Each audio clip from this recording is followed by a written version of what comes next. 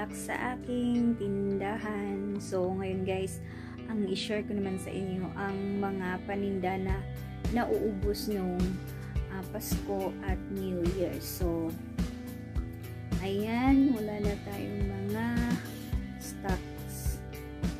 Meron pa pero kunti na lang. Yan guys, so yung mga tuyo, suka, yan na lang yung natira. So sa 1 box, yan lang po ang natira.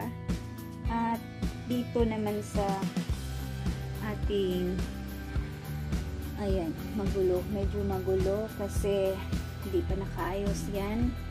So yung naubos dito yung Nestle cream at saka evaporada. Yan. Meron naman tayo yung brown sugar, meron pa, at mga condense.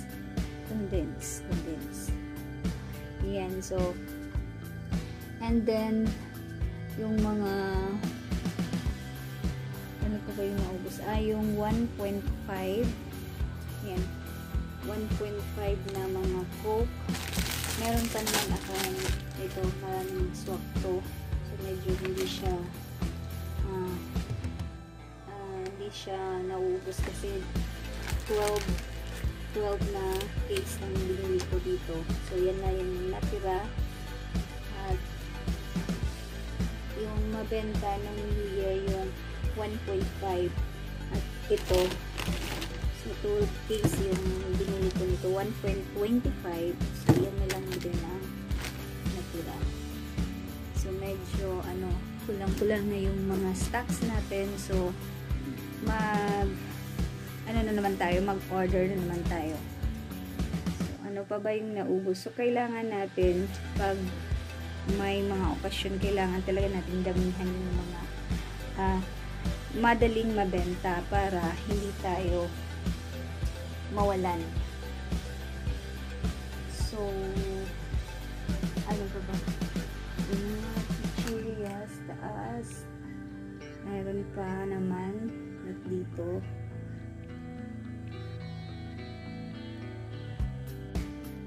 So dito naman yung naubos ay yung 750 ml na tanduay. Nung January 1 pa walang stocks. Sayang, ang daming naghahanap.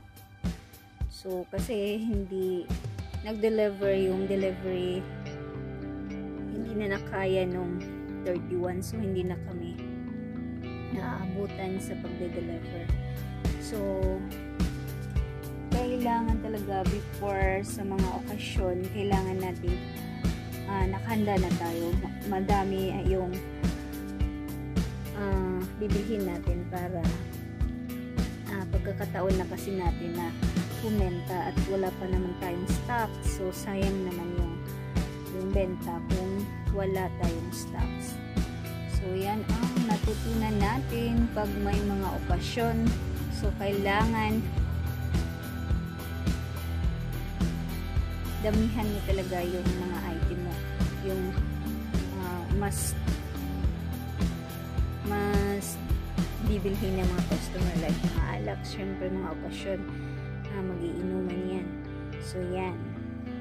And then so yung naman sa kailangan may soft drinks at may mga alak. So yung mga beer, yung San Miguel beer, Reforced. So madami akong stocks, kaya hindi tayo naubos. So, yung tanduay lang at saka yung Emperador. So meron pa naman dalawa Emperador Light. So walang stock ng tanduay. So yung pinipalit nila yung Emperador Light na ang binibili nila. So meron pa din tayong spaghetti, hindi na tatlo ang natira. So matagal pa naman yung expiry nito. Ilan pa yung expiry?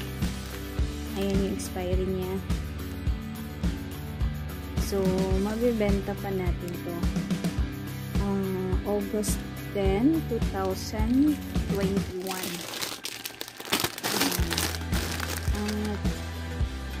pa ba yung naubos?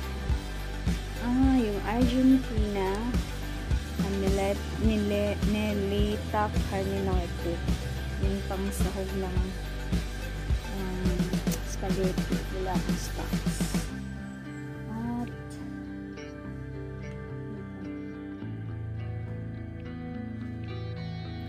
so ayan, at yun sa taas medyo ano na siya,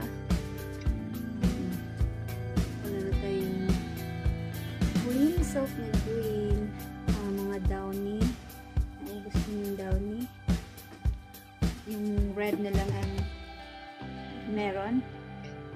At dito naman puno pa naman dito sa mga choco. Yan.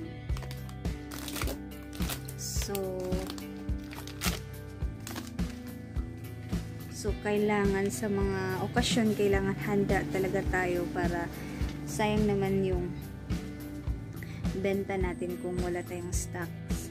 Kasi minsan lang may mga okasyon, so kailangan ready tayo sa lahat ng okasyon. Yan.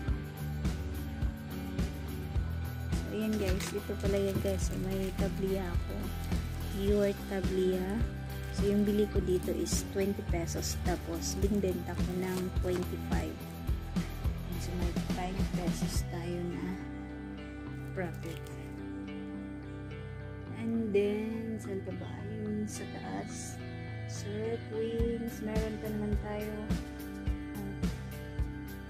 So maglilista na ako sa mga order ko ngayon. And then yung ibang wala, pupunta ako sa town ngayon, bibilhin ko na para yung iba sa ano na lang, sa cash on delivery.